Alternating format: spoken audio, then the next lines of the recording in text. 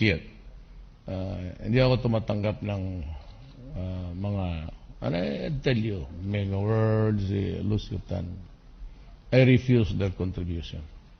And along the way, it was really a shoestring budget. But, ang ano ko kasi, wala akong barangay captain sa Luzon, not a single barangay captain sa Visayas.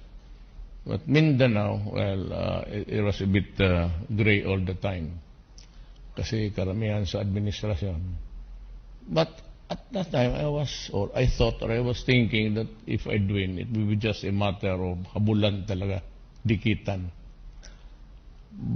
Nung lumabas yung results, I could not even imagine myself the almost more than 6 million ang sheer majority ko.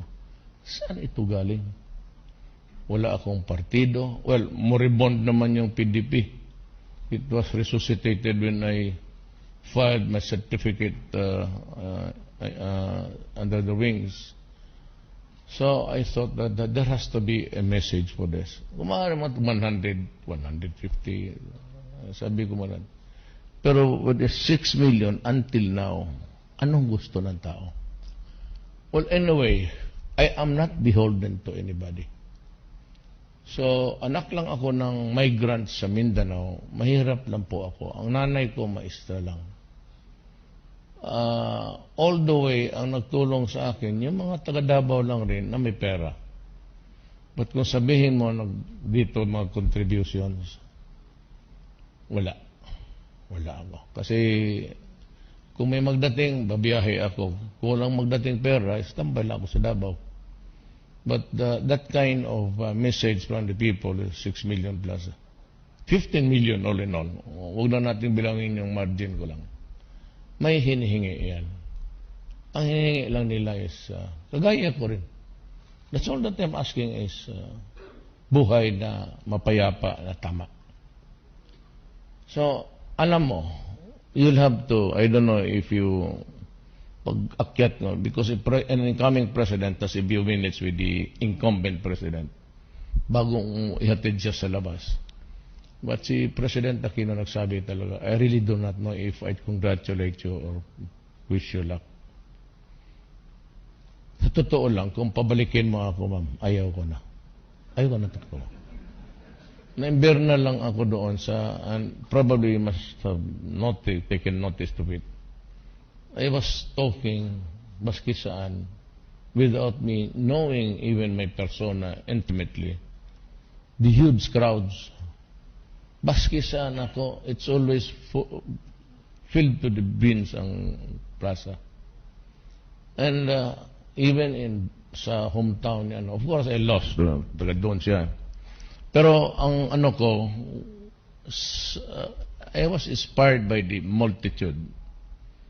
And yun na pala, ang ano, that was really, I should have really, for the reason na wala akong partido, I didn't really bother to sabihin, bigyan mo masyadong importansya. Maybe the enthusiasm of hearing a new guy here and there. Ngayon, nung nanalo ako, sabi ko, isa lang to, gusto ang pagbabago. Now, meron akong ano sa tao, ha? I have this dynamics with some people, but not all. When I was mayor, I was the favorite whipping boy of the human rights. I do not blame De Lima. Trabaho niya yan. Kasi kung ako ang ilagay mo dyan, yayariin talaga kita. I mean, before I became a mayor, I was a prosecutor for 10 years. I was doing trial work. And so I could see the very imbalance sa money, corruption, and the plain justice na alam natin. Marami akong nakitang kaso na hinahandle ko na I lose the case because ang siyabo maging tawas, ang pulis hindi sisipot, clearly ang prosecutor nabibili pati because of the corrosive effect of money. Ang kalaban natin dito is greed and the desire of other. I would assume na ganun. That you papasok ka dito sa droga, it is your greed for money. And I would just assume that you are destroying my country kasi alam ko talaga ano ang nangyayari sa mga biktima nila. Noon pa, 23 years akong mayor, I was a prosecutor. Kaya fingertips ko na kung ano ang nangyayari sa Pilipinas. Kaya nung mayor ako, galit talaga ako.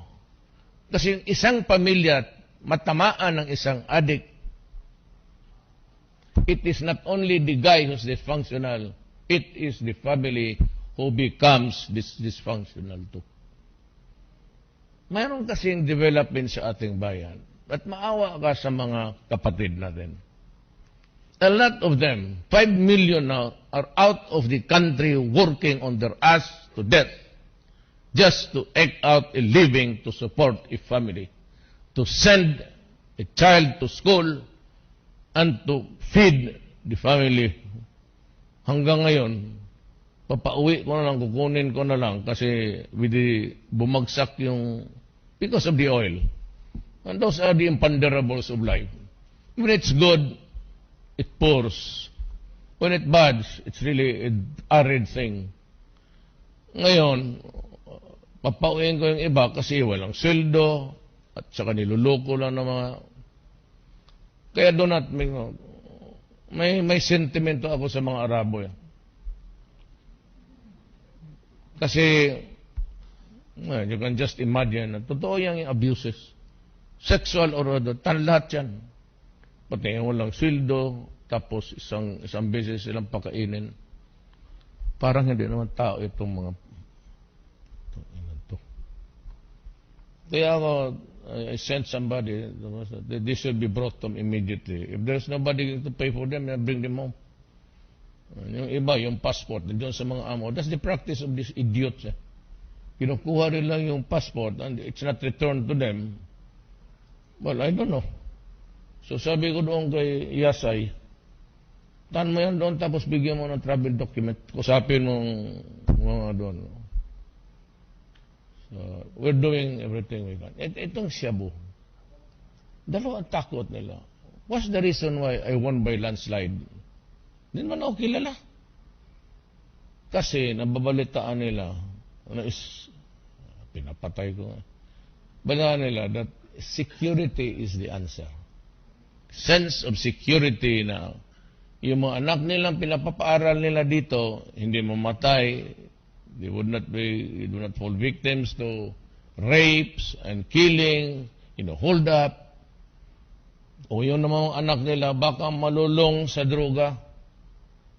So yung sakripisyo ng tatay pati nanay, when the father goes out of the country, or the mother, or both of them goes out, automatic yan.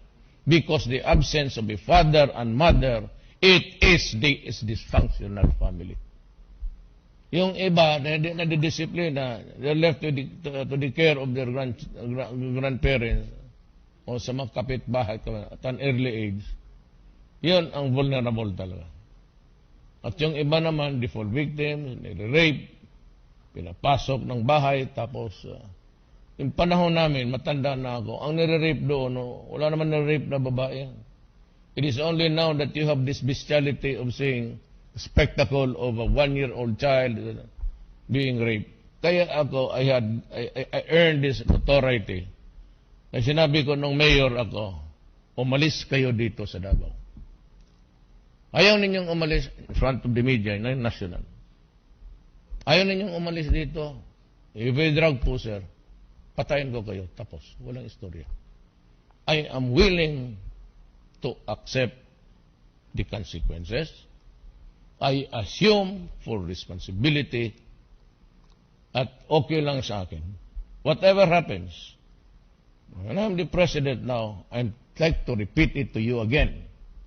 Itong problema ng bayan, especially drugs, I'm putting at stake my honor, my life and the presidency.